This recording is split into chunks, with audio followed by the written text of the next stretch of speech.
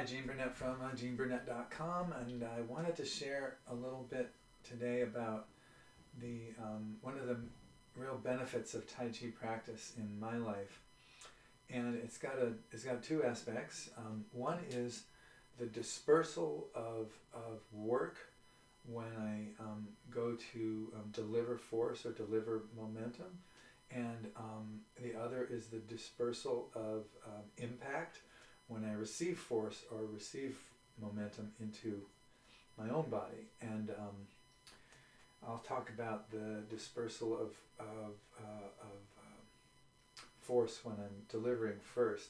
And that is really one of the things that comes in handy when you have to move something or lift something or carry something or strike something or any of those kind of moves. When people say lift with your legs, that's a common everyday example of this. You don't lift here, you lift with your legs. So you're allowing the lion's share of the work to be done by the muscles that are the biggest and strongest, and then your hands come in secondary rather than primary. So in Tai Chi, like a typical example would be like a press or like push. You're lining yourself up, and hopefully you're studying that your legs initiate the movement. So the initial movement doesn't move the hands. There's no 1, 2 in the hands. There's just 2.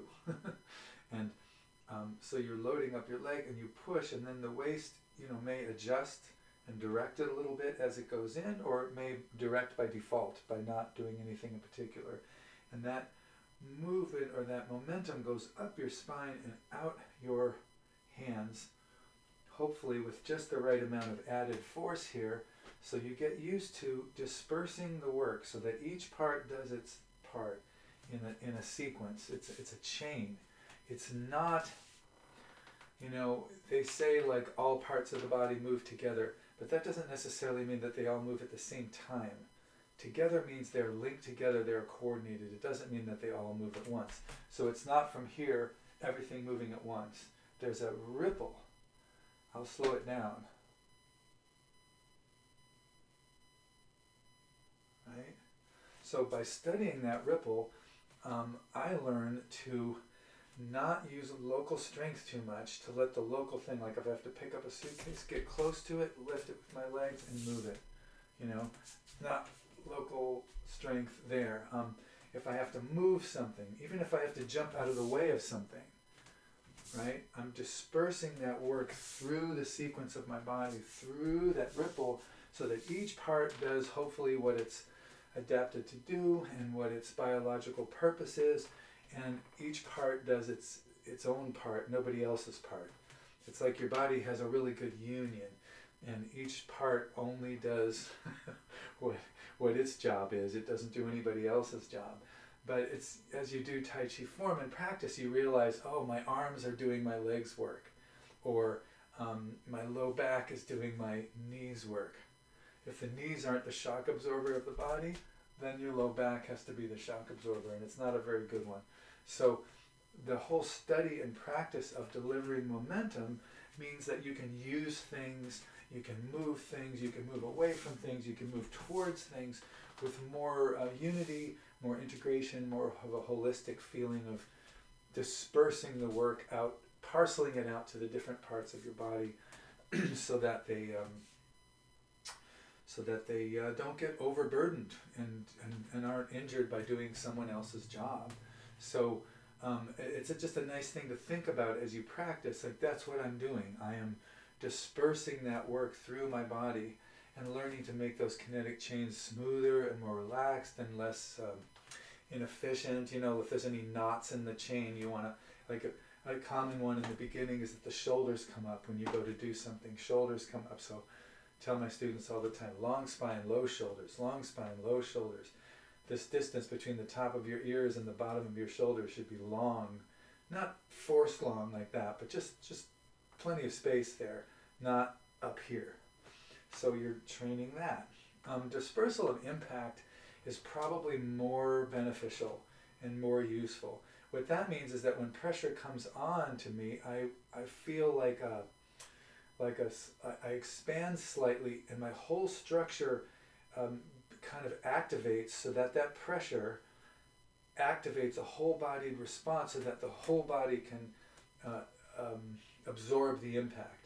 So imagine like if a punch was coming or a slap was coming to hit me here, if it's local, it'll go like boom, like that, right? It just gets that one part, and then everything else follows the part. Whereas if I disperse that force through my body as the impact comes, boom, it spreads out through my body, which means my legs have to be springy. They have to be ready to take that weight, right? And my core has to be lined up here so it doesn't break me.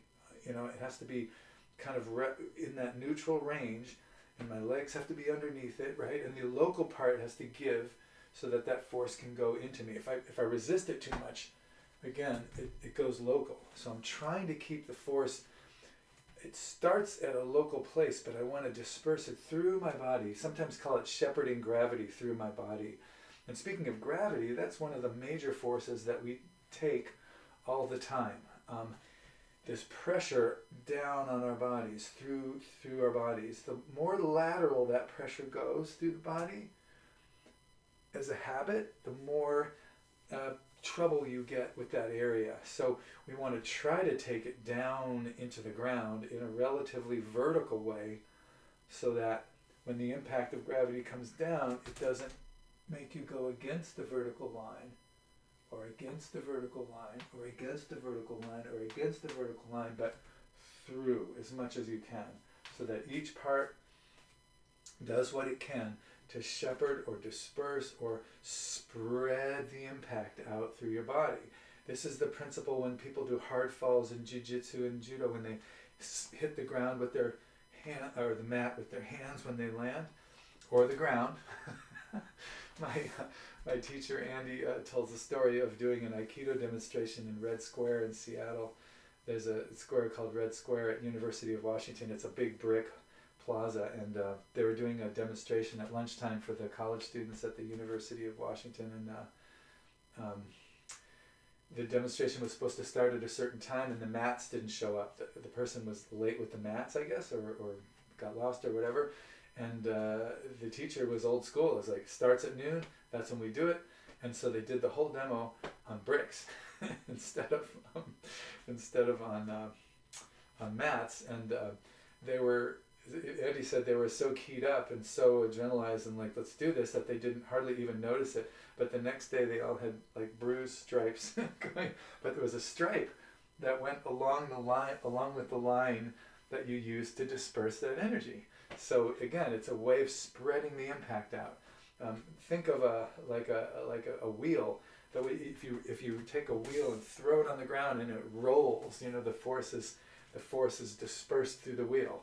Whereas if you take a suitcase and just throw it down, it just goes, and all the force goes right to the probably the weakest points in the suitcase is probably what's going to break first. Whereas a wheel, it spreads it out more. So there's just various ways of dispersing that force. But in Tai Chi, every time we come to a movement, especially if your style will permit this, not all do, but even if you're in a consistent speed style where you never change speed, you can still, as you're arriving in positions, just feel that moment of gravity going down through you so that you're not going outside your center. In our style, we have a pause at the end of movements where we slow down and relax and reclaim our neutral and then go on to the next move. So our style is a little more conducive to that, but anytime, even if you're just standing in a preparation or neutral position, you're feeling gravity go through you and you want to disperse that pressure through your body rather than let it collect in your shoulders, say, or collect in your neck or collect in your low back. You want it to, there are postural things you can do to make that happen. For me, the form is not just a sacred dogma created by geniuses that's going to somehow open up metaphysical powers for you. I could be wrong. I have an open mind, but that's not why. To me, the purpose of the form is connected with the function of the movement. So the form correction has to help me be functionally better, not ideologically better. Like, to me, like if my chest is out too far like this, it's like I can feel the tension in my low back from doing this, and I can feel that this won't let force disperse through me. So if I get the correction to restrain my chest a little bit, I'm like, oh, now I can feel better in my low back. I feel like I can disperse work coming out of my body better, and I feel like I can absorb and disperse impact coming down, whether it's gravity or whether I trip or bonk into something or a strike of some kind, something hits me. It doesn't just go to the local thing, because I've been training myself. Every time I come to a position, I relax it and settle it through my whole body with good posture and structure. Think of basketball players, when they're jockeying for position, their elbows come out a little bit, their structure, they're ready to absorb that impact. One thing I see sometimes, in particular, certain types of yang style, is there's so much attention to structure. The movements have almost like a straitjacket look to them. They're holding the structure with the ward-off switch on all the time. And that is a good way to disperse force through the body, but it doesn't give you a lot of wiggle room to adjust and improvise.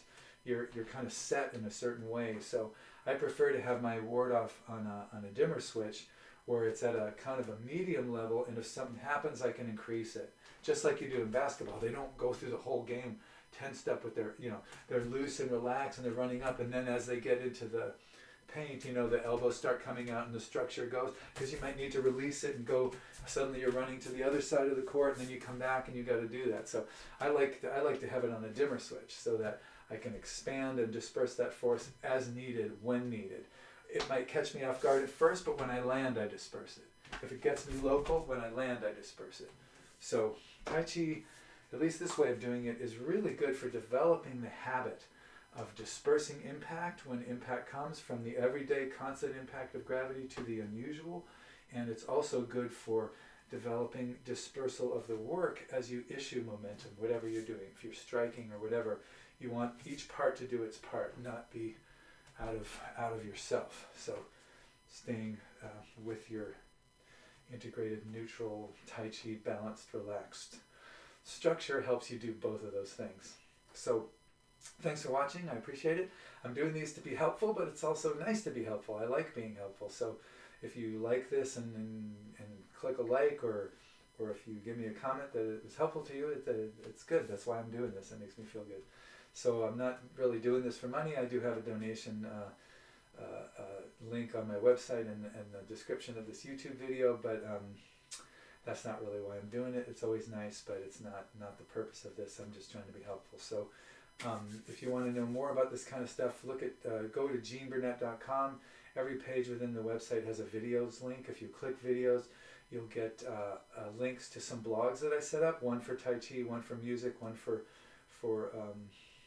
nature stuff, and all my videos are there. So you can click on one of those links, like say my Tai Chi videos, and they'll be all in one easy to look at place. One blog, easy to navigate. There's hundreds of them, but they're easy to navigate. They're like a tile, like a bunch of tiles, little mosaic of thumbnails, and you just scroll over them and they flip over and they tell you what the title is, and you can click on it and look at the blog, a video within the blog. You don't have to go away from the blog. And then when you come, if you want to watch another one, you just click off the page and then it goes away, and then you can look at another one. So it's a nice little thing. So there's links to the videos, at geneburnett.com. Or you can subscribe to this YouTube channel and just take your chances with the algorithm and suggested videos and all that crazy stuff. So thanks for watching, and good luck with your practice.